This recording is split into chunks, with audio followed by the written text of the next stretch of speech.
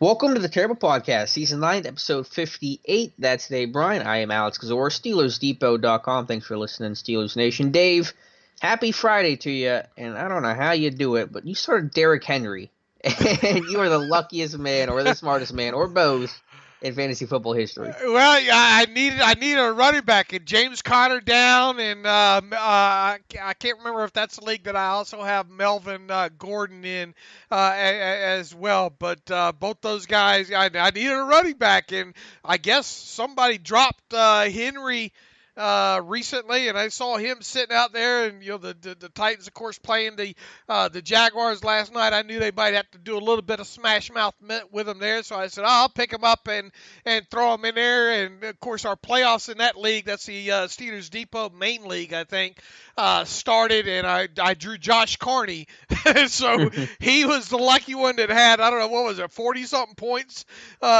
dropped on him last night by Derrick Henry there. So sometimes it's better to be lucky than good, right?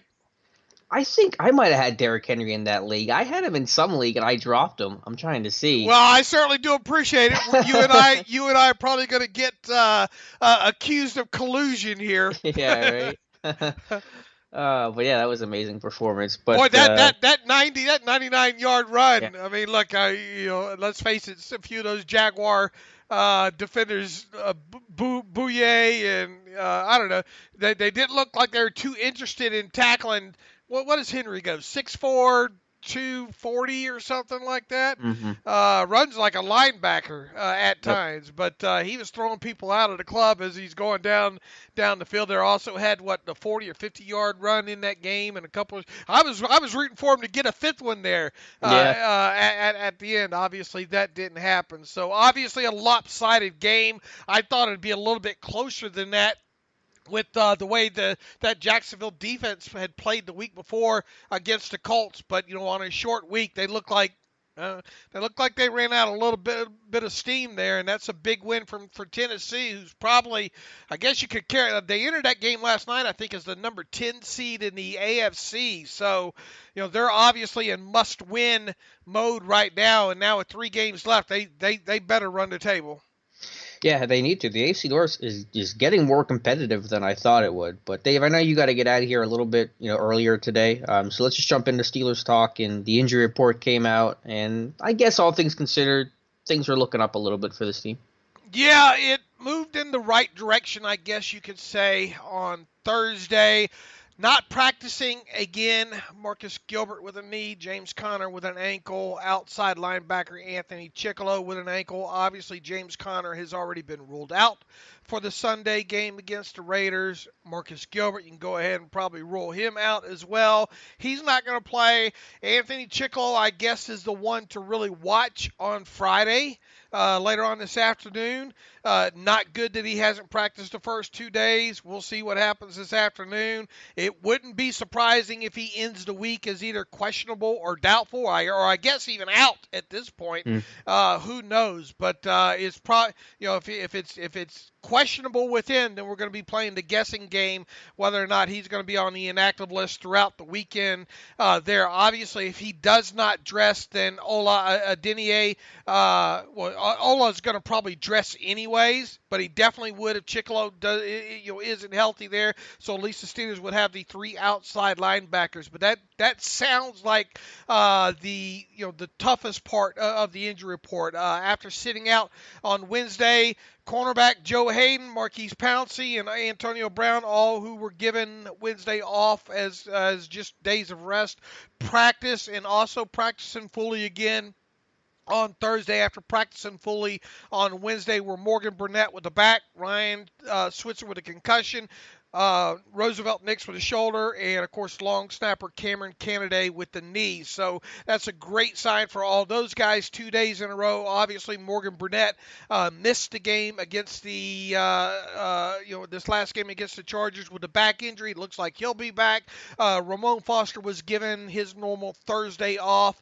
And he should be back at it on Friday as well, too. So I think obviously Gilbert and Conner are not going to play. Chickillo, we're going to go into Friday afternoon with the question mark on Chickillo, and that seems about it.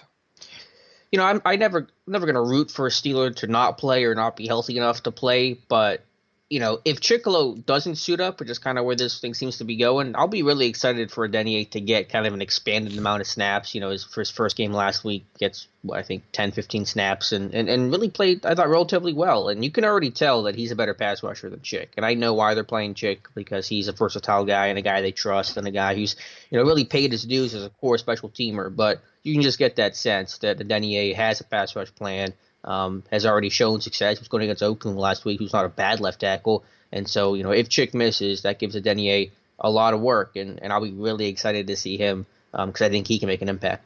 I think the biggest area where you miss Chicolo is special teams, right? Oh yeah, 100%, definitely. I mean, he's a good special teams player, so that'll be an area where obviously Denier will have to pick up a little bit of the slack there. So I mean, look, if it's not the end of the world, obviously, if Chicolo doesn't play, and as you said, a guy like a Denier probably ends up with, I don't know, 22 snaps, somewhere along those lines. So obviously Matt Filer would start at right tackle again.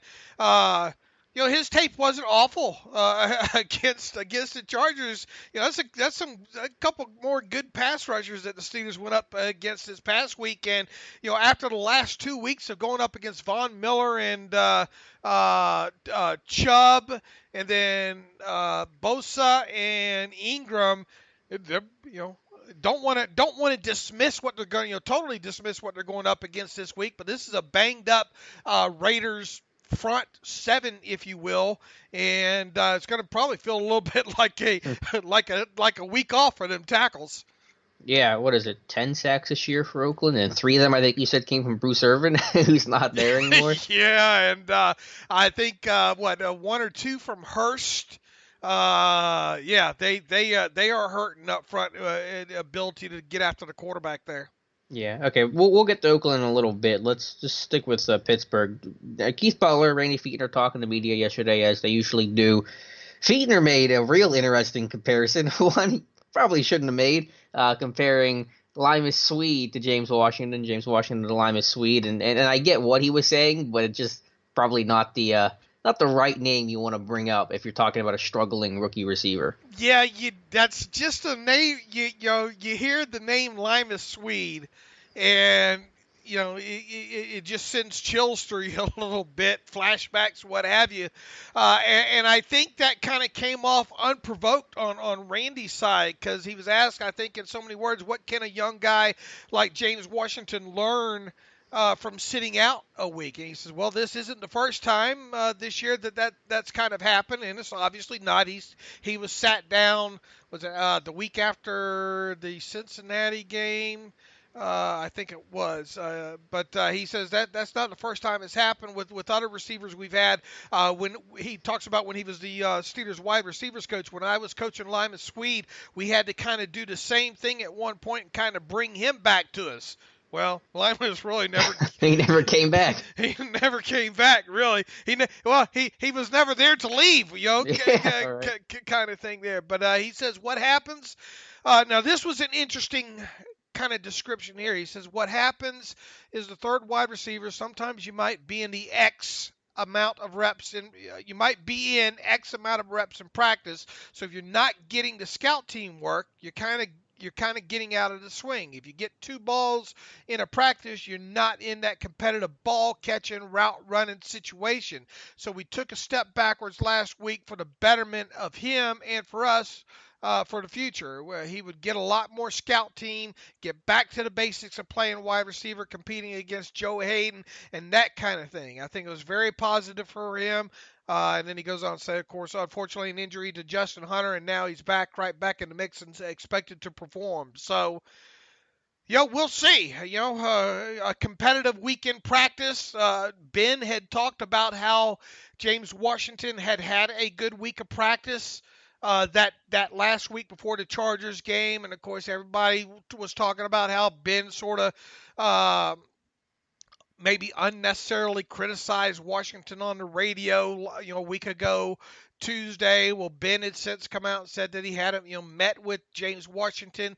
James Washington on I think it was either Tuesday or Wednesday said that he thought that was a good little Saturday sit down that he had with Ben as well too. That Ben told him, we hadn't lost confidence in you. So look, we'll see. We've been at that stage with Washington now for, I guess basically since he was sat down the first time 3 or 4 weeks. Now we're at the waiting, show us something now, and you just hope at this stage that it's not a mental thing with him. That he's able to rebound, that he doesn't, he comes across as a confident kid to me. I mean, I go all the way back to watching, to remembering his combine, his interviews at the combine and those kind of things. Now, obviously, is he a very kind of outgoing in your face guy? No, he's kind of a little bit reserved, but I never have looked at him, his interviews or his tape, and said, man, this is a guy that lacks confidence here. So, we'll see if they can get him going against Oakland. Right, I get what Fichtner was saying, and I thought it was a really interesting comment about getting the scout team work to get consistent reps, so you're not, barely getting work during practice and you go into a game and it's kind of new for him. So I understand the comparison. It's just funny to bring up the name. But yeah, people talk about lack of confidence or bad hands with James Washington. There's a lot of assumptions there. I mean, I think his hands are really good. I think that drop he had, was it against Denver, was not hands related. It was a tracking issue, and that caused him to dive, which caused him to drop the football, not because his hands are just, innately bad. And with confidence, I mean, it could be an issue, but we don't really know that. And like you say, he does not sound like a guy who's lacking confidence right now. And I think the biggest thing that works in his favor is being a really hard worker. That was one of the main things on his scouting report coming out, was that this dude's a tireless worker. And I think when you have that mindset, that gives yourself confidence, lets you, work through these issues. And so, we'll see what happens with Washington. I'm not going to make any predictions about how the rest of the year is going to go. But I personally don't have any concerns about his hands. I think his hands are excellent. And his confidence, I think, is maybe an overblown issue that some of the media are making it out to be. Now, look. I mean, he wasn't a dropper in college. I mean, did he drop a few passes? Yeah, they all do. Okay, but he wasn't one where he wasn't a Kelvin Benjamin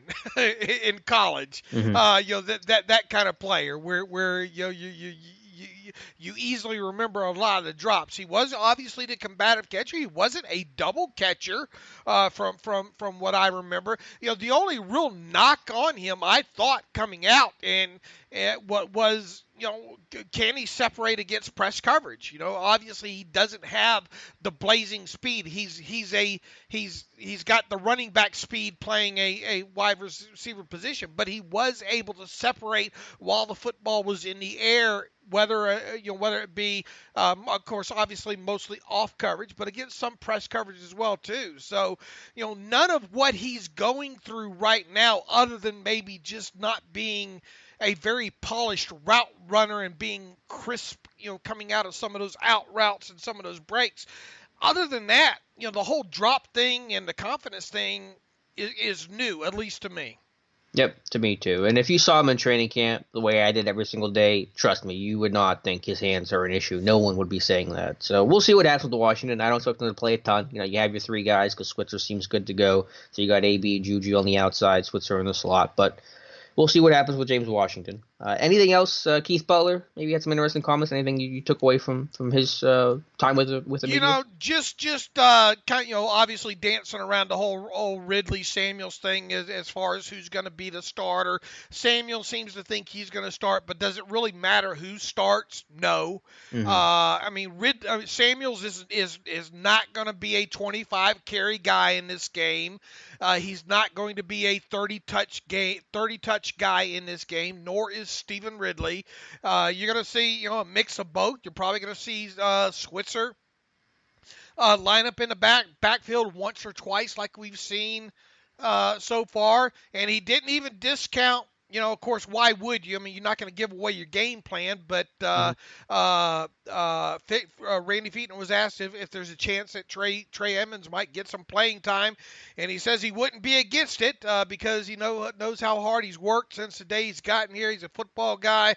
It would be hard to keep him off the field, yada, yada. I mean, so, unless they get and he goes on to, he was asked packages for him. He says little small packages and things that you would know he can do well. You limit his exposure to maybe certain things, and maybe whether it be protective or run scheme or just personnel group for that matter. If he carries the football, one or two things have happened, probably. The other two have gotten hurt, or it's a late game situation and a blowout, and they want to get him a couple, 3 or 4 carries on, final possession. Let's hope for the latter situation there, because I think this gives, and I think someone tweeted me this too this past week, the positive, if you will, maybe about James Conner, being out this week and, for all we know, maybe next week as well, is you do finally get a good evaluational period on Jalen Samuels. And, we went into this season not knowing if we were even going to get a good evaluational period on James Conner. Well, we've gotten that, and now we might get one on Jalen Samuels for the next, week or two, as well. So I would expect a mix and match of those two running backs.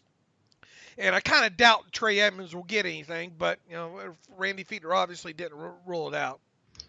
Yeah, I wouldn't expect it either, but Fichtner did mention Ryan Switzer, and I expect Ryan Switzer to maybe get 2 to 3 carries. They've used him in kind of some zone schemes, just as a different look and a different kind of type of quote-unquote back there. So I expect Samuels to start. I think he's going to get the majority of the time, but I think in some early down situations, and I think kind of at every other series kind of deal on first and second down, you're going to see Stephen Ridley, because he's the better runner right now than Jalen Samuels. He's got a more defined run style. He's more downhill. I think he's more explosive. Samuels, again, I already think is a better blocker, obviously a better receiver, so he's going to get the obvious work on third down. But I think Ridley needs to have a role in this game, because I honestly think he's the better runner of the two as things sit here today.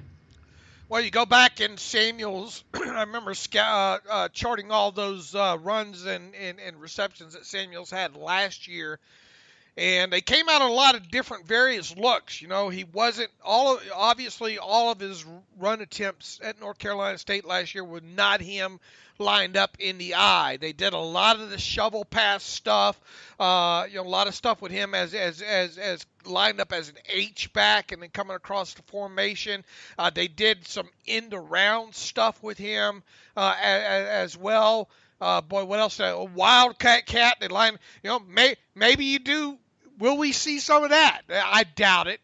But I mean that he does have that on his resume as far as stuff that he did at North Carolina State. It's just that he wasn't, and really you go back through his tape for all 4 years, he wasn't used in a traditional running back sense, as much as his carries say. In fact, there's probably, I don't know, about a quarter of the amount, because they did so much with him lining up in other areas. So, that's why I say it'll be interesting to see how many true carries he gets at the running back position against the Raiders. I would, I think 10 maybe at most, with Ridley getting, maybe the same amount if the game plan goes right here with these two. Yeah, I mean, who do you think is going to play more, Samuels or Ridley? Because I think it's Samuels. Yeah, I think it just depends on how the game develops, Sure. Yeah, I mean, obviously, Samuels is probably the better, and it's probably not saying much. He's probably the better pass protector of the two. Mm-hmm. And better receiver, for sure. And I don't know, Ridley, Ridley's done a few things. I mean, it's not awful. It's not. Yeah, he's not a natural. That's what Samuels did. That's partially what got him drafted. Yeah. I mean, Ridley's caught. How many passes has Ridley caught in his career? I mean, quite. Well, not obviously not that many this year, but I mean, even his whole career. I mean, he. Oh, Ridley or Samuels? Ridley. Oh yeah, Ridley. No, not many at all. Yeah, he's got 30 in his career. I think Samuels did that last year at NC State. So yeah, they used, they obviously lined up Ridley in the slot not Ridley, Samuels Mm-hmm. in the slot. I mean, like I said, they lined him. That's why he had that tight end moniker on him, because of how Right. they used him all over the formation there. So, I mean, he is a guy that it's going to be interesting to see how they try to take advantage, and if they actually do some of the things that he did at North Carolina State, because he is a guy that you can move around.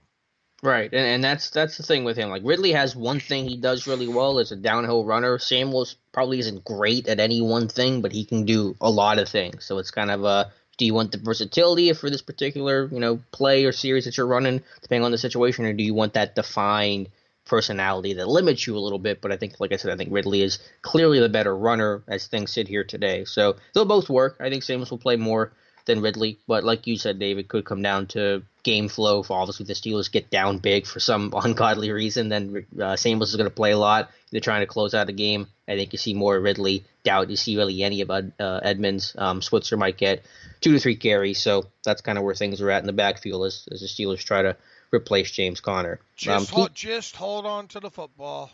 Yeah, that's a good point. Yeah, just that's how you lose this game against Oakland, is if you turn the football over and you beat yourself. So that's the big key.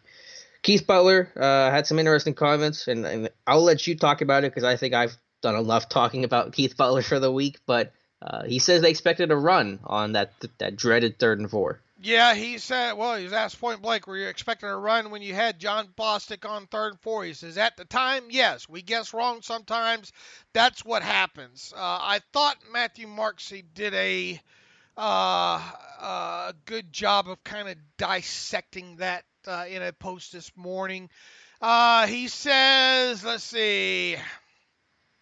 Rivers came out throwing on the first 2 plays of that drive, but handed the ball off 3 of the 4 subsequent snaps. He completed a 3-yard pass to running back Austin Eckler on 2nd and 7 to set up that third down play, which, by the way, it was, I think, 112 left at the Steelers' 34-yard line. How many? I think he says, with the clock stopped, Tomlin and Butler, or whoever was responsible for the call, made the decision to sub out Fort for Bostic because they expected the Chargers just on the cusp of field goal range to run the football. They didn't. Rivers instead finding Allen, of course, for the 12-yard completion to the 22-yard line. What followed was a series of offside penalties that forced the game-winning field goal. Blah, blah, blah. The Chargers have not called a design run on any play on 3rd and 4 all season, Matthew notes. Matthew goes on, good old Matthew, objective Matthew. He says, given the circumstances, however, it wasn't unreasonable to assume a run in that situation. As a reminder, they were on the 34-yard line. Now, that would have been, if you get, let's give them 2 yards on 3rd and 2. That would have been to the 32. How long a field goal are we talking about? 42, like 47 yards? 32 and 17, 49? 49 yards? 49 yards. And they were on the 34 and 112 to play. The Steelers had one. That's another important aspect here. The Steelers had 1 timeout remaining, so keeping the clock going would force them to use it. The Chargers kicker is 4 for 4 between the 40. Matthew, I love Matthew. He's thorough. Sometimes he misses a lot of things sometimes he gets a lot of things that I miss, and that's a lot. The Chargers kicker is 4 for 4 between 40 and 49 yards this season, and in fact, the only miss out of 11 kicks was from beyond 50. Matthew goes on to close out the post saying, so personally, I don't fault them for assuming run. I do fault them for swapping personnel because Fort is a capable run defender. And look, all you need to know about that is go back to the game against the Ravens earlier this season, right? When Vince Williams left that game, Fort had a good, 11, 12, 14 snaps or something like that, and he did play well against the run in those situations as well, too. So, was the biggest sin putting Bostic on the field, period? I'll say yes, because you don't even have to go back to that Baltimore game. During this game, Fort was playing well against the run. Boston only played 11 snaps, so Fort was getting the majority of the time in a little bit in base and in sub package, and I thought he played the run well. So yeah, there's no good reason to put Bostic in that situation, and I understand why you could assume run there, because the Chargers had finally started to find their run game and get into a rhythm, and they used the run, their run scheme to get some yards in the second half, but. You can't assume anything against Phillip Rivers because he's going to do whatever he wants. He's going to do what works best against what you're showing. So if you want to, show pass, dime defense as they did throughout other parts of this game, he's going to run the football. If you want to show base and they're in 11 personnel, he's going to throw the football. So you can't assume anything. Put your best guys out there, match their personnel, and they should have. And that was the big problem. I don't know why. You can still stop running out of nickel, so you get Mike Hilton on Keenan Allen instead. You're not getting linebackers on him. So I thought there were a lot of mistakes on that play, but yeah, short answer. If you're gonna stay in base, the least you can do is put Ford or keep Ford in there for Bostic because he was in there the play before. It's not like Bostic was out there the whole time. They, legitimately just swapped him out for the biggest play of the game. Now look, I mean, if all you do is swap those two guys out and they come out and run that same play, they're probably going to convert anyway. Probably. But at because least, I think you have your athletic linebacker out there. Right. I think Bostic even said he wasn't even, and there's no way he could have. I mean, no. He wasn't expect. He's walling off that defender. He's walling off Allen to the inside. Mm-hmm. So I mean that's going to be a choice route, right? So you just break the other way that the defender is, and a guy like Allen, that's easy pickings right there. So even if Fort's in there, is that a pitch and catch for a first down? Yes. Mm-hmm. Could you have schemed up differently, and made Rivers go somewhere else with the ball, or make him check to a run possibly from the sheer fact of what you have personnel wise. And maybe that's an instance there that just because you roll out the a more athletic or matchup, I shouldn't say, maybe have the matchup a little bit against Allen that forces Rivers maybe to check to a run in those situations. So I don't know. I just think they got to go back to doing what they've done in the past, is match your personnel, defensive personnel, with the offensive personnel. So if they're going to be in 11, in a 3rd and 5 situations, you can go nickel, you can go dime in some cases, but in that situation, I'm going to go nickel. If they're coming out heavy with a couple tight ends, couple of backs, go base. If they have 3 receivers, go nickel. Instead, the Steelers have done a lot of mixing and matching where teams will come out in 11, they'll come out in base like on that play. Teams will come out in 11. Steelers will be in dime for some reason on 1st and 10, 2nd and 9, those kind of things. And there's pros and cons to them. I mean, it hasn't been awful for the Steelers this year, but it's created some problems, and you saw it on that play. So I think simplify the process, and it also helps the players because they know exactly what personnel groupings are going to come in when. They're not guessing when you're going to mix things up. You'll always get those kind of right matchups, and I think that's the approach Keith Butler needs to take. He was asked, are you comfortable with the amount of times you had linebackers on receivers? Who's ever comfortable with that? Right. Butler responded, you weren't here when I answered the question a while ago. What happened was, like you said, we ran out of smoke a little bit, and what Mike Tomlin said. Mike answered the question perfectly, I think. There are some things that happened to us that we couldn't do anything about, so we had to play the hand we were dealt at the time, and we did. In other words, he answered this earlier in the interview as well too. Them not having Morgan Burnett and Cameron Sutton, they're blaming it on that. It's a lame excuse. They had Marcus Allen, who played a lot. They played their normal dime package. They weren't limited. So I'm sorry, that's just not good enough for me. So in other words, the Steelers are missing either Cameron Sutton or Morgan Burnett in these, against New England, against the Saints, or in the playoffs. Doomed. Yeah. I mean, you're telling me they were in base on that 3rd and 4. You're telling me they were going to be in dime instead because Burnett was dressed, Sutton was dressed? No, they were going to still be in base. They were still going to get Bostic on Keenan Allen. That's just Burnett and Sutton's health has nothing to do with it. Yeah, I don't like the way they've handled that this week. Weird excuses. We'll see. Look, I mean, you got Oakland this week. You as a defense, you better come away with with holding them under 18 points, if you will.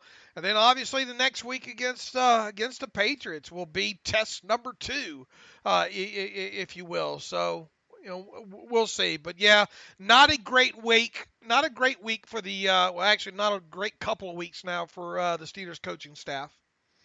And also, just stop playing dime in early downs. Teams are running on dime now. The Steelers are giving up 7 yards per carry the last 2 weeks. I think a 63% run success rate when they're in dime and teams run the football. So teams are figuring out what the Steelers are doing, and they got to, like I said, they got to kind of just get back to basics and streamline their personnel groupings. All right, we covered the coordinators.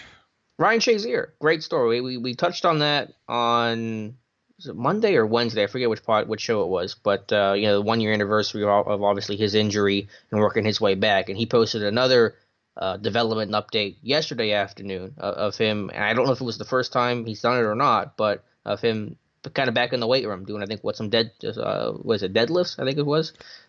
So that's just fantastic to see, and support has been amazing from the start. But great to see that progress from Ryan Shazier. Yeah, absolutely it was, and obviously he has a long way to go. He started? What was the earlier update? Him jogging a little bit? I think a week ago, last Friday. So deadlifting now. I mean, look. The thing to be thankful for is it looks like he's going to at least be able to resume be able to get around and play with his son, play with his kids, things that probably weren't a lot of people, we didn't know if he'd ever walk again, right after that all happened and all like that. So the progress that he's made right now, to this point is a blessing. So, I think it's, a ways away to think that he's going to play again, but I mean, he is making progress, so at least there's that, and at least some semblance of a normal life. As far as we take for granted being able to walk on our own 2 feet. So yeah, that's very positive news. I mean, right. The odds of him playing again might be long, but just imagine where he's going to be in a year from now. Think of how far he's come in the year since his injury, and I'll think about where he's going to be a year from now. And if there's a guy that can beat those odds, it's going to be Ryan Shazier, because this dude's just working every day. He's got a great support system of his family, of his teammates, of his faith, of Steelers Nation. I'm not going to rule anything out, because doctors only gave him reportedly a 20% chance to walk again, and now he's jogging, lifting weights, wants to play football again. I'm not betting against 50. I know that. All right, what else we got? That was really it for me. If you had anything else, coordinator or anything related, otherwise we can jump to some Oakland talk. Yeah, let's you got a couple of nice write-ups, you and the guys this morning on some scouting reports. Why don't you? I tell you what, when going back and reviewing that game against the Chiefs with the Raiders, they didn't quit. Mm-hmm. Yeah. 40-33, I think, was the loss. Right. I mean, they could have very easily mailed it in. In a few of those instances, and they didn't. They stayed after it. Obviously, the three turnovers by the running backs didn't help their cause. Mm-hmm. And the one thing I wrote about yesterday with Derek Carr is you go all the way back to, I think, week 5 was the last time that he threw an interception.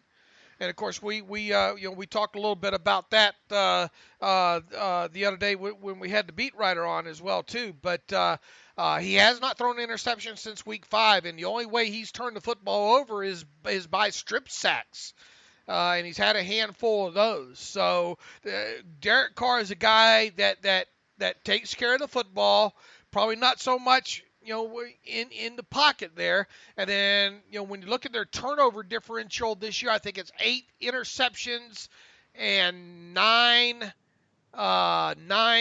fumbles, and 3 of those fumbles came last week against the Chiefs. So overall, this is a team that's done a fairly well job at protecting the football. If the Steelers defense can't get at least like 5 sacks this week, it's a disappointment, because while Carr has played well, he's been under duress all season long, sacked 38 times. For the past 5 straight games, he's been sacked at least 3 times. Only 3 games this year has he been sacked twice or fewer. The Steelers pass rush should dominate this week, top to bottom. Interior, on the edge, should be a lot of wins for this defense. So that's kind of where it starts for me. Is I'm assuming Oakland's going to be committed to the ground game because the run game kind of works when they're able to do it. And they don't want to let the Steelers pass rush get home the way that it's capable of, being first in the NFL with 41 sacks. So shut down that ground game, which I think is certainly possible. And guys should be able to win one-on-one. The big weak spot for Oakland up front is that right tackle spot, Brandon Parker, who I think Michael Gilkin mentioned on Wednesday's show, a rookie from I think a small school. He's really struggled this year. He's really struggled in pass protection and the run game, staying on his feet. Just kind of been a mess. So that's the guy you want to attack. I expect TJ Watt to potentially have another one of those 3-sack kind of games. You look at the interior of their offensive line is not bad at all. When it's healthy, yeah. When it's healthy. Now, they are banged up. I think all three of those guys, talking about Kelechi Osemele, Rodney Hudson, and Gabe Jackson. Gabe Jackson will throw your butt right out of the club. Assembly. Yeah. And Assembly as well, too. Those are some physical guys up. And, Hudson's not a bad center either. Mm-hmm. With those three. Now, they have all three been limited both days, but I think all three are going to play with them.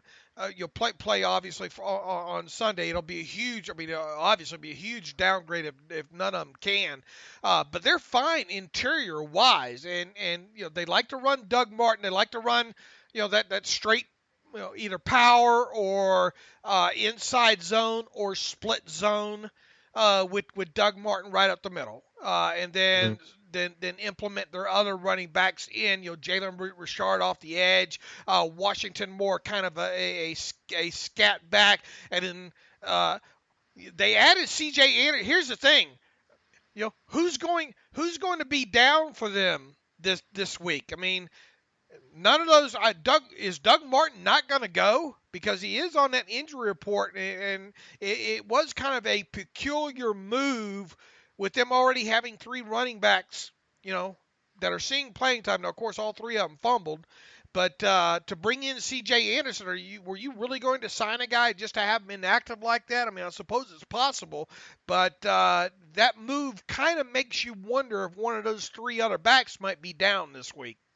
Maybe, but I'm pretty sure Martin and Richard, their top two guys, are going to be up. So if anything, Anderson's going to come in as the number 3. I mean, the Ravens traded for Ty Montgomery and then had him inactive for that following week. So, I'm pretty sure Martin's going to play. Richard's going to be the guy. And Richard's a threat in the passing game as well. Oh, yeah, they throw to him a bunch on the swing. Receiver. What was that one graphic that it was? He ran the same route like how many times? That swing. Look, you're going to see a swing wheel with him. Okay, yeah. What was the route? I didn't see it. I'll have to pull it back up from what was the one that had the numbers on the Steelers linebackers in coverage the other day? Next gen. Yeah. Next gen had that graphic where they track the same route, or they track the routes with these wide receivers and all. He ran the same route like, I don't know, 10, 12 times in game. I'll have to find that graphic or whatnot. But anyway, you're going to see them use him out of the backfield on those little swing passes. And look, the Steelers have had problems at times covering the wheel. So I think you're going to see that happen with him as well too. One other note with their run game, and then I'll touch on the pass game. They get a lot of bigs in there. They get a tight end in Lee Smith, who's basically another offensive tackle. They put in a lot of tackle eligible. They even put a defensive lineman in occasionally. Clint McDonald will play in some goal line stuff. So when they try to get in tight, short yardage, goal line situations, they will bring in kind of some different people and some extra bigs up front. With the pass game, I think Carr's had a really good year, as you mentioned. No interceptions in 7 straight games. I think that's the second longest streak in the NFL this year, behind Aaron Rodgers. While they did trade away Amari Cooper, that's let Cook, the tight end, make some big plays. He's the leading receiver in terms of yards and touchdowns and 20-plus yard plays. He's kind of been the guy. Jordy Nelson, I think, is getting back healthy. He had a nice game against Kansas City. But the sleeper for me, and this is a guy you're probably familiar with, Dave, is Marcel Aitman, a rookie receiver from Oklahoma State. Big body. They throw a lot of back shoulder fades to him. I honestly could see Aitman having a quietly great game against the Steelers this weekend. And I went back earlier in the week, preliminary kind of study looking at him. Obviously, I saw a lot of him on tape. When studying the Washington and the Rudolph film, he's a big body guy, not a speedster, but he has good body control, and he can get open down the field with that. Now this year he hasn't obviously been able to, and really the deep ball in Oakland this year has been non-existent. And they've been having trouble getting him to deep ball like they have everybody else on the roster. But this is a guy, especially when you get into the red zone area, where he is dangerous with those kind of back shoulder fades. Any type of situation where you can get the ball up and give him a chance to go get it. He was impressive. I was a bit surprised that he didn't he go 7th round? Yes. I was surprised he lasted that long. I had him more as kind of a 5th or 6th round guy. Talented guy for sure. Now, once again, is he a guy that's going to be able to get open and stretch the field for you with his speed? No, he's more of he uses that size and his body control in order to make plays. And Cook is another one. You hit on it. This is a guy that really scares me the most on kind of those Y crosses, those over routes. A guy right up the seam. Wasn't he the guy that had a couple of nice explosive plays against the Steelers as a member of the Rams a couple of years ago? Probably. When they played them as well too. So he is a guy that really can really produce for you. And Jared Cook. One thing to be on the lookout for on Friday, they did add Seth Roberts to their injury report on Thursday with a concussion. So obviously that happened midweek, or it stemmed from that pop that he took in. I don't know how much of that game against Kansas City that you watched, but he took a pretty decent pop in that game as well too. But he showed up on their injury report on Thursday with a concussion as limited. Boy, if they don't have him in this game, that's really going to limit what they do even more offensively, because he does a lot of their work in the slot. One final note that sticks out to me, they were real patient, I thought, with their running game against Kansas City, and then obviously a lot of RPO stuff and attacking the middle seam of the field against Kansas City as well. Yeah, so I know Oakland's record's bad, but I think the offense is the better half of this team for sure, and I can see him making some plays. So nothing to sleep on if you're a Steelers fan, especially coming off the defensive performances that they have. You want to get them out of that running game as quick as you can. If you can get them off script, because I view this as kind of like that first Jacksonville game last year, where they're going to come out and, as long as they're allowed to do what they want to do and can keep the game close and control the clock and keep Ben Roethlisberger off the field, that fits right into what they want to do. So the quicker that you can get them out of what they like to do and force Derek Carr to start dropping back every play, that of course puts those tackles at risk that you said, and that's when it will fall apart for them. So get them out of what they like to do early, and the way you do that is of course putting points on the board. Absolutely. I mean, it's basic math. Raiders have allowed 38 sacks. Steelers have, the Steelers defense has recorded 41 sacks. They don't want to throw the football. They want to establish a ground game, and take the pressure off the tackles, like you said. So that'll be the key there. Defensively, Dave, when I write my scouting reports, I try to be optimistic, and because every team's tough. Every team has, it's the NFL. These are all professionals, but this one was tough to find some positives for the Raiders. The run defense has been okay, but maybe only because teams are just throwing on them so much. So, what's your initial impression of this Raiders defense? Hey, they're banged up, man. I mean, they just had to put Salik Calhoun on IR. I mean, they just this past week alone they signed Demontre Moore and Coney Ely. So those guys are coming now. I think Ely spent some time with them previously this year, but I don't think he played too terribly much with them. So that it's going to be up to Frosty Rucker. I mean, at this point of his career, does Frosty Rucker really put the fear of God? I mean, Jonathan Hankins is obviously a talented guy, but that's it, right? I mean, Hurst Hurst has a couple. They're not going to have the bodies, I don't think, to stay fresh and give you some quality snaps inside. And they have not been good against the run so far this season. They are worst in the league at over 6 yards per carry. Right now, and they are 31st in the league with like 150 yards per game or something like that as well too. So, look, Tahir Whitehead is a guy that you and I I think admired during the offseason.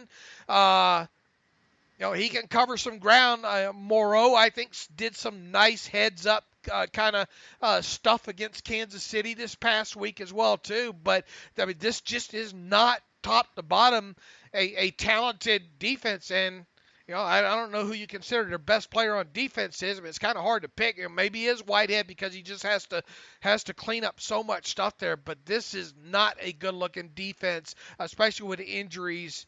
On paper, when you come in, when you look at the last 2 games, and then you look what's ahead of them, facing the Steelers offense on Sunday.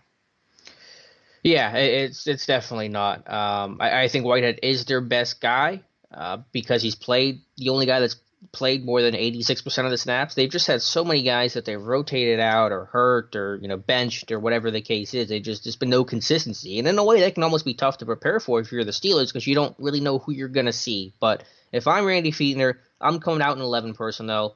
I'm running 3 receiver sets because that's going to put the Raiders in their sub package. And they have, like you said, the Nicholas Morrow kid, the linebacker, who was a call-it safety. I think let's say like 6 foot 224. That's the guy I want to be able to run on. So if I can go in 11 personnel, kind of spread things out, force them in the sub package, I think I can get some good success running the football. But there is some talent up front. I think Maurice Hurst is a guy you got to deal with. He doesn't play a lot. He gets to play fresh. But he's their team leader with 4 sacks this year, and he's made some impact plays. Arden Key is kind of going to be their new Bruce Irvin. They're kind of Leo type that they'll move around and play with his hand down, play with his hand up. P.J. Hall is a big interior run stuffer, and so is Jonathan Hankins. So, there is a couple things to worry about, but really, if you get them in sub-package, the linebackers are undersized. They're not particularly talented. You should be able to run the football even without James Conner. And what do they like to run secondary coverage? It mixes. It's mostly a zone-based scheme because obviously the corners really haven't played at the level they need to, and again, there's been rotation there. Now the corners have gotten better. Conley's improved. They have Worley. They have a couple big kind of bump and run type of corners, but generally, if it's going to be 3rd and long, you're getting cover 2, cover 4, some more cover 3 on early downs. I think you can run some of those over routes the Steelers love to do. The Raiders don't do a great job of being able to carry that over route, and it floods their zone coverage sometimes. So I think if there's one scheme you want to run, it's Juju, Switzer on those little over crossing routes, working the width of the field. So I think you can flood their zone coverage and win that way. And we saw Kelsey have a nice day against them up the seam as well too. So this could be a game where you get McDonald going vertical. Yeah, McDonald's had some quiet games this year. I know, he's had some big moments, but overall, I want to see him get to another close to 100-yard kind of game. Yeah, the drops here and there as well too showing up. So it would be nice to see him. Kind of hit. I think they're going to really need a guy like McDonald against the Patriots the week after, but we'll get to that next week. There, special teams wise, they're a mess. Dwayne Harris is the guy that they kept instead of Ryan Switzer, because he is a core special teamer. All over the place. Their punter, I saw him Townsend not have a couple of clunkers, I think, against Kansas City there. JV punts there. Carlson, I think he hit a long one maybe against Kansas City there, but definitely not a special teams unit that strikes the fear of God in you. Yeah, should be able to win there. Just watch out for the fake punts. I think Townsend has one fake this year that went for like a 30-yard run. So I could see John Gruden reaching into his bag of tricks. Because when you're 2-10, what do you got to lose at this point? So I could see him doing something a little funky. Absolutely. All right. Any final notes on the Raiders? Not really. Just, you don't want to sleep on any team. They do have some talent in certain spots. But, like I said, the Steelers should be able to sack Derek Carr 5 times, and really you shouldn't give up a single sack because the Raiders have 10 of them on the year, 3 of them from Bruce Irvin, who's no longer with the team. It's 4 of them coming from Maurice Hurst, who's a rotational guy at this point. So you should be able to sack Carr 5 times. Ben shouldn't have to wash his jersey after this game. If he does, there's a problem. So, obviously you don't want to assume anything, but you rarely feel as good as you do about this game on paper. And look, this is coming off of the Steelers. Look, they have played some Raiders games in Oakland that they went into. They should have won. I mean, they were favored on more than just paper heading into those games. So just don't turn the football over. You don't turn the football over. You should win this either by 20 or by 2. I don't care, but they should win this one. Alex, sure, watching these football games is fun and all, but it's more entertaining when you have some action on the games. Guys and gals, you've heard me talking about this for weeks and weeks and weeks, and some of you are still on the sidelines. Whether you're an expert or a rookie at gambling, you should be betting at mybookie.ag. If you're the kind of guy or gal that likes to bet a little and win a lot, like playing the numbers on the roulette table here in Vegas, you can create a big parlay. Pick 3 teams to win, and if you hit all 3, you can turn that $100 into $600. There's so much to bet on. College basketball right now, college football, of course, NBA, NHL. How about those pins? NHL, custom props, even esports. You name it, you can bet on it at MyBookie. MyBookie is the one bet that I know you'll be happy with all year long. I recommend these guys because I really trust them. They have been in business for years. They've got great online reviews, and their mobile site is very easy to use on top of it. Sign up this week, and MyBookie will give you a 50% bonus to jumpstart your bankroll. It's a great way to bank even more money when you win. Also, make sure to follow MyBookie on Twitter at BetMyBookie. They personally respond to every mention and direct message. Not to mention, they've been giving away more than $10,000 in free money to their followers this football season. You'll be the first to know as soon as new odds and props are posted if you follow at BetMyBookie on Twitter.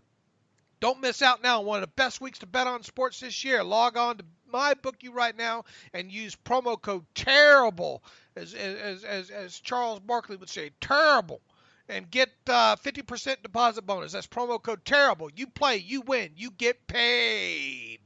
And had you made a bet last night, you would have got paid, Alex. You had the Tennessee Titans, I think, -5.5. I had Jacksonville +5.5. So you're one up on me heading into the weekend. Let's look at what MyBookie has for the games. Starting off with the Ravens at the Chiefs. Who you rooting for? If you're a Steelers fan, who you rooting for in this one? I assume you're rooting for the Chiefs in this one, right? Yeah, lock up the AFC North, so give me the Chiefs. All right, -7. What do you think? The Baltimore defense, the Baltimore defense can make things tough. I'm gonna go with the Ravens in this one because I think the Chiefs' defense has struggled. Lamar Jackson, I believe, is going to be expected to start, and he's still been a headache. Defense is trying to figure him out. So I think the Chiefs win, but I think the Ravens, keep it close. Yeah, this is an interesting line because of just how well the Ravens' defense has played this year. Obviously, Lamar Jackson, at some point, teams are going to start forcing him to do it with his arm. A little bit more, I think. Just because the Ravens defense should be able to, I think, maybe keep them in it. It'll be interesting to see how they defend. I mean, maybe they put a blueprint down for some other teams here in this game. But give me Ravens +7. I think the Chiefs win, but I think the Ravens cover, just like you do. Indianapolis Colts, fresh off of getting shut out by the Jaguars, go to Houston. Houston's favored at home by 4.5. I'm going to take the Colts in an upset on this one. And I know that the Texans are one of the hottest teams in sports right now, but I think the way the Colts got beat down, against Jacksonville last week, I think they're going to play pissed off, and I think Frank Reich's done a great job there, and I just think that it's going to be one of those turnaround games, kind of one of those wake-up calls. So I know it's an upset, but give me the Colts to win outright. They almost have to have this game, don't they? I mean, the Colts are 6-6.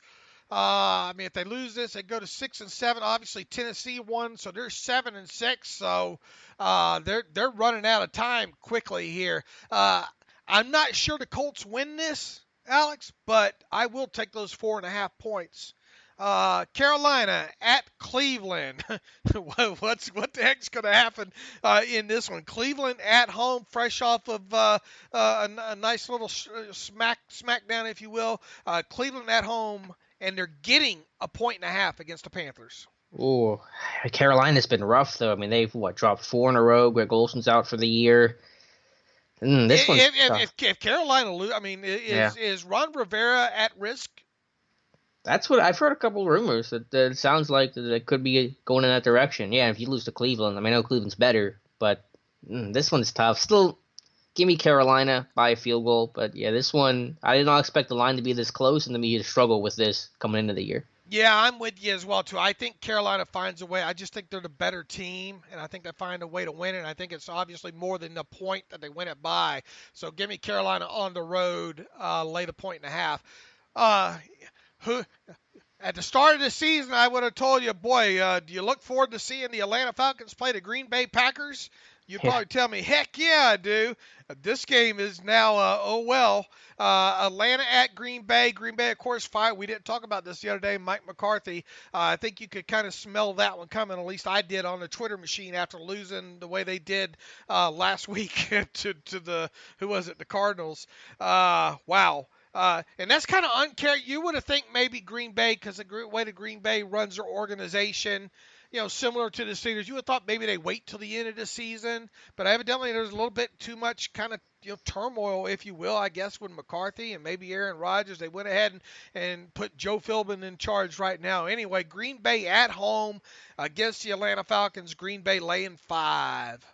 Give me Green Bay in this one. We kind of know the boost that some teams will get when there's a coaching change. Joe Philbin's done it before. And, I mean, I get it with the whole, why not keep McCarthy throughout the rest of the year. But if it's a toxic situation, and that's what it sounded like it got real bad at the end, why who's benefiting by staying there and just letting that situation just get even worse? So I understand the move. I'm okay with the move. And give me Green Bay to win by 10 in this one. And where's McCarthy land?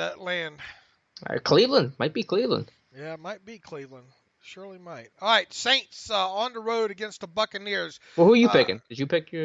maybe I didn't. I'll take the Packers at home, lay to 5. I think I'm step for step for you right now in this thing. Okay, let's see. What else do we have? Saints at Buccaneers. The Buccaneers getting 9.5 at home. Saints, of course, coming off of a little reality check against the Dallas Cowboys. Yeah, they'll be fine against Tampa, though, who's got one of the worst defenses in football. Saints by a billion. I'm going to take the Buccaneers. I don't think the Buccaneers win this outright, but I think 9.5 might be a little bit too much, maybe a half a point too much. So give me Buccaneers at home plus the 9.5. New York Jets at the Buffalo Bills, another who cares game. Buffalo favored by 3.5 at home. Give me Buffalo in this one. Josh Allen's now quarterback. I think I saw a stat that Josh Allen has the 3rd most rushing yards of anyone the last 2 weeks. He's getting done with his arm and his legs. The defense, Buffalo's defense, is super underrated. They do not give up the big play. So I'm going to go Buffalo in this one. And Buffalo also parted ways with a couple of wide receivers, right? And including Calvin Benjamin, who some Steelers Nation wanted, and I'm perfectly okay with him not being a Steeler. I'm perfectly. And look, I like Benjamin coming out. I think Benjamin had some good traits and all outside of the drops and all, but he's obviously, shell of, he definitely didn't. I don't think maximize. He maximized what his ceiling could have been, but he's now a member of the Kansas City Chiefs. So it makes you kind of wonder what's going on with Watkins over there as well. But look, I think the Jets can play them tough here. So give me the Jets on the road plus the 3.5 points. New England has a chance to clinch. Yeah, that's a shocker. Patriots on the road at Miami. Does Miami get them? Sneak up on them? Patriots on the road, favored by 8. That's a pretty big line, but still give me New England. I think they win by double digits. Yeah, I think I don't think New England has any problem in this one. Give me New England on the road, lay the 8. This one ought to be a good one. Rams at the Bears. Rams or the Bears getting 3.5 at home. Ooh, yeah, this one's tough. Is Trubisky playing this weekend? Do you know? I don't think he is he? I think the hope is for him to play. I don't think it's been confirmed. With that uncertainty, I'm going to go with the Rams still. I mean, I like what Chicago's done on defense. They have a lot of premier players. Eddie Jackson's been fantastic. Everyone knows about Khalil Mack. Hakeem Hicks. He's one of the most underrated interior guys in football on the defensive side of things. But still, I'm going to go with the Rams. Yeah, I am too, and I think the word is that they do expect Mitch Trubisky to start this game. But look, uh, I don't think it's enough against that defense. So give me the Rams to cover the 3.5 on the road against the Bears. The New York Giants on the road against the Washington Redskins. The Fighting Eli's 3.5 point road favorites in this one. Yeah, I'm gonna go with the Giants.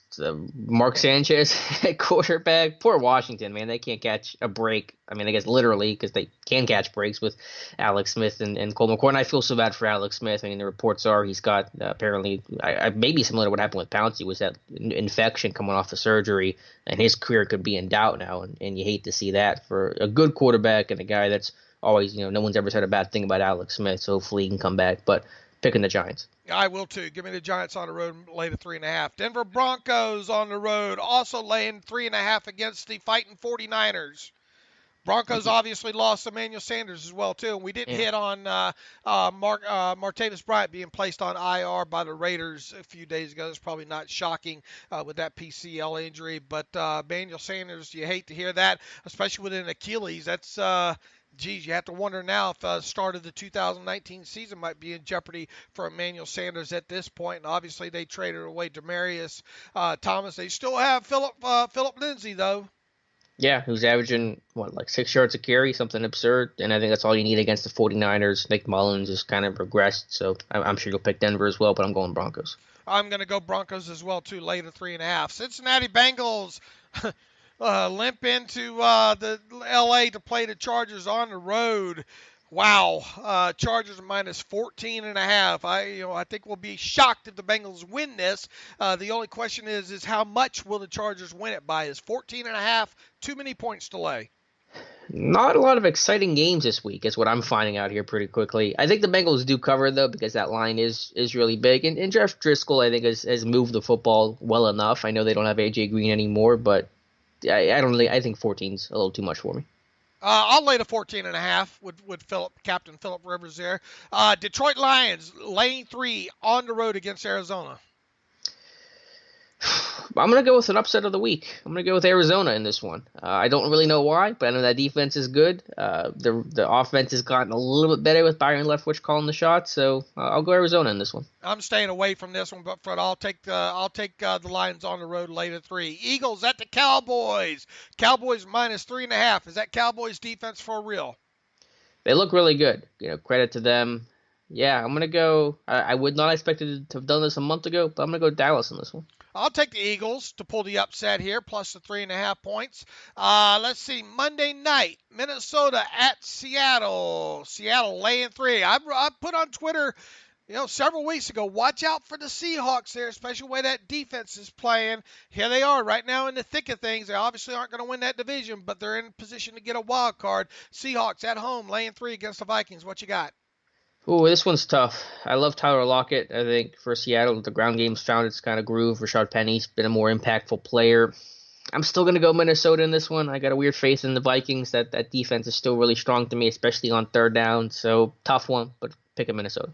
Yeah, I'm going to go Seattle to win with this one by 10 or more at home. Oh, wow. So give me the Seahawks laying 3 in this one. That, of course, brings us to the Steelers game against the Raiders. The Steelers on the road laying 10. Thoughts? They better, Dave. Again, I don't want to discount anything about Oakland because it's a team that's played better. You're playing in Oakland. We know the history there. But on paper, I mean, this Steelers team is so much better. And even given their struggles and the lack of turnovers and all the issues we've discussed, I mean, just from a trenches standpoint, Steelers are better offensive line, defensive line. That alone should be enough to get you the W. And if this team doesn't win, Dave, you're doing the show alone Monday. But I'm picking Pittsburgh to win 30-14. This is definitely a game, and there's absolutely no excuse for them not to win this. And if they do, it's because of losing the turnover battle. That's the only thing that I can see, derailing them, or an injury, or something crazy like that. I just don't see it. This Raiders team is very beatable. The Steelers should be able to drop at least 30 on them, I think. I'll be disappointed if Oakland scores more than 17 points. I have the Steelers winning this one, going away 31-13 on this one. This one should be technically over at halftime, I think. Stranger things have happened, though. So we'll of course, you got anything else around the league or anything else we need to wrap up? Nope, that's all for me. All right, we will get after it. Hopefully, finally, something we haven't done. Recap a Steelers win in a few weeks on a Monday. Alex Kozora and I will do that. Read all of our work throughout the weekend along with Matthew Marks and our other great writers on SteelersDepot.com as well, too. You can follow me on Twitter at Steelers Depot. You can follow Alex on Twitter at Alex_Kozora. Follow the show at Terrible Podcast. Email the show, theterriblepodcast@gmail.com. Thank you so much for listening. And as always, thanks for listening to the Terrible Podcast with Dave and Alex. Welcome to the Terrible Podcast with your hosts from SteelersDepot.com, where you can find all your latest and greatest Steelers news. It's Dave Bryan and Alex Kozora, always lit, talking Steelers. And now, here's Dave